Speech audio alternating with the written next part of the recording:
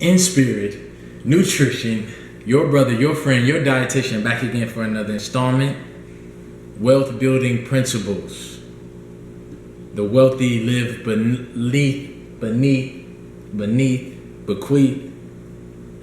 The wealthy live beneath their means. Let's get it popping. The first thing I want to say is everyone on the planet, including you, viewer, deserve abundance. Repeat after me. I am worthy of abundance. I deserve abundance. I am 100% worthy. I deserve wealth and prosperity. This is not just an empty affirmation. I want you to viscerally, deep down inside, believe and know that you deserve abundance. Look at yourself in the mirror and say, I deserve abundance. Don't let anyone fool you into believing that you are less than in terms of what you can accomplish or what you deserve. A lot of the great ones from ancient and modern times, you study history, you'll learn that a lot of these pioneers did not even go past the 8th grade, did not even have a lot of opportunities. A lot of Fortune 500 companies, a large percentage of them were founded by immigrants. A lot of inventions were founded by so-called ex-slaves, freed men, oppressed men, colored men, Moorish men during slavery, during the times of slavery. If you study history, you'll see that the biographies and autobiographies of men, of great men, show that the most humblest boys can become some of the greatest men. And it applies to women too. Last thing is, the sun shines on everybody. So don't let anyone bluff you into believing that you don't deserve abundance or that money is the root of all evil. Okay? That's just the preface. That's the preface. So, wealth building principles. Some wealth building principles. The first one is the rich live beneath their means, or the wealthy live beneath their means. Some people may say they live beneath their means because they make so much. If you're making $20,000 a week, if you're making $50,000 a week, if you're making $100,000 a week, then of course you can live beneath your means. It's hard to live above your means, right? That's what some people may say. But the truth is that in general, wealthy people live beneath their means. That's a principle of the wealthy. But then we find that the average man is living above his means or at his means. The average man knows nothing about living beneath his means, yet he wants to increase his wealth. He wants to be more prosperous, but he's not living according to the wealth building principles. How can we easily prove that the wealthy live beneath their means? They have money to invest. In order to have money to invest, you have to live beneath your means. If you're making $100,000 a year and you invest $20,000, that means that you're living off of about $60,000, or you're living off of about, $60,000, $55,000, something in that range because of taxes. You have to consider taxes. But in order to be investing that much money, you have to be living beneath your means, right? Another thing about wealth building principles is that the wealthy budget their money. The wealthy budget their money, meaning that each dollar has a direction. Each dollar has a place and a destination. It's tracked, it's monitored. So we know I spend this much on groceries a week, spend this much on makeup, I spend this much on water, I spend this much on electricity, so that you can manage the money. All right? Wealthy people use money as a tool. It's just an instrument. It's a means to an end. It's not a god. It's a slave. It's a peon. It's one of your tools in your toolbox. It's energy that you manipulate, that you direct, that you control, that you preserve, that you share, that you give out, that you multiply, right? So I said they live beneath their means. The wealthy budget their money. Also, the wealthy budget their time, because time is money. As of late, I discontinued my Facebook usage because it was a waste of my time. There's a lot of good information on there from a lot of people I follow, but there's a lot of trash information, and then there's a lot of time being wasted. And time is money. Time is the most precious asset because it's really limited. From a spiritual perspective, it's limited. Well, it's unlimited from a spiritual perspective, but from a spiritual perspective, it's limited at the same time because you only get a certain amount of years to develop spiritually in each lifetime, in each incarnation that you come here.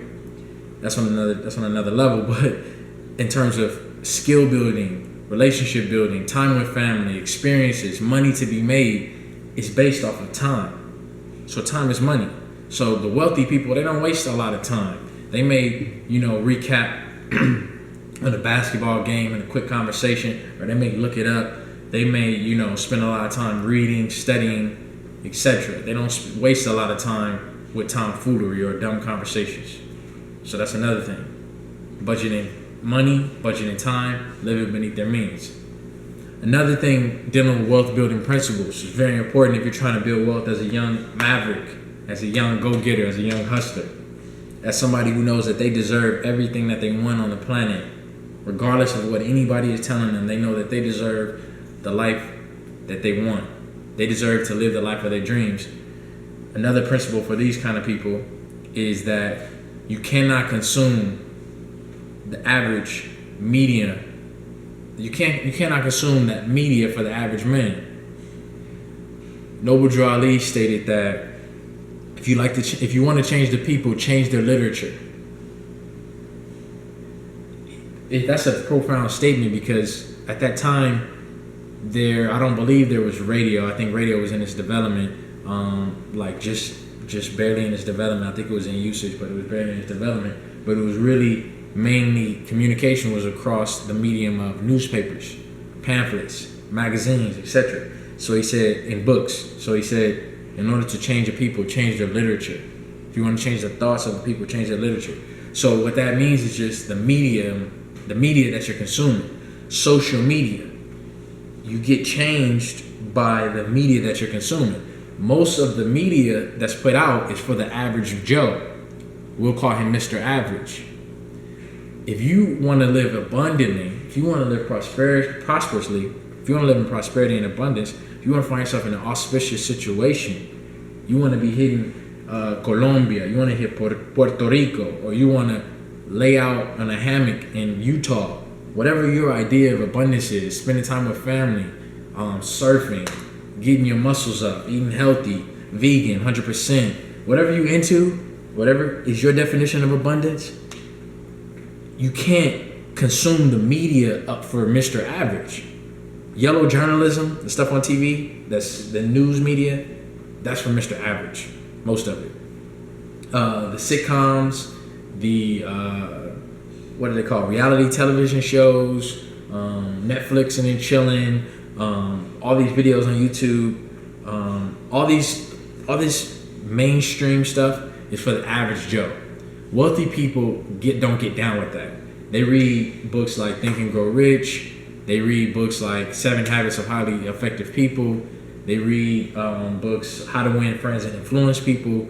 They watch TED Talks. They're listening to Elon Musk do speeches. They're listening to Jeff Bezos. They're listening to Les Brown, spending some time with Earl Nightingale, dealing with some real self-developmental improvement kind of principles. That's their media. Your media is not a victim victim mentality. You're not watching TV talking about the people oppressing you and highlighting all your disadvantages on Tumblr or on Facebook and Twitter, following people that are disgruntled and angry with life. This is for the average man. You and the average woman. You need to study something higher of a more refined degree. And so the wealthy people do not consume the media for the average man. In fact, they program the average man. They create the average man. Not all wealthy people, but the people who are programming, they're amongst the wealthy. So if you want to be wealthy, you don't need to be getting programmed from the average media channels, okay? These are some principles that I've learned about wealth building, okay? Wealth building principle number 7 or 6, wherever we are, you don't have a negative conscience or any type of conscience about making and having a lot of money. Having and making a lot of money, there's nothing wrong with it. It's just a tool. It's just energy. I'm no happier when I have 8 racks in the bank versus $8 in the bank. Well, I may be a little bit happier, but it's more like I understand that I'm secure in a certain way because I have a certain amount of money. But really, it's not a visceral change in my happiness. Okay. But I don't have any conscience about making a lot of or having a lot of money. It's not evil to have a bunch of money. There's nothing wrong with it. It's just cotton and ink. In fact, you can do a lot of good things with money. You can build things with money. You can invest with money. So invest in amazing projects. So your brother, your friend, your dietitian, back again for another installment in spirit. In spirit nutrition. Back again for another installment. I hope everybody's doing well. I'm thinking about going to Costa Rica for like a week, going to Belize for like a week, and just dipping out. But I need to handle some business on the East Coast. So I'm probably just going to suck that trip up to Central America and just say, you know what, I need to just handle my business on the East Coast. So I'm about to go handle some business on the East Coast. But hope everybody's doing well. I'm getting stronger every day. Look into some wealth building principles. Think up from a prosperous mind state. Think from an abundance mind state. Develop your talents and skills. Okay? And share abundantly. Your brother, your friend, your dietitian, back again for another installment. Good health and mad wealth. Peace.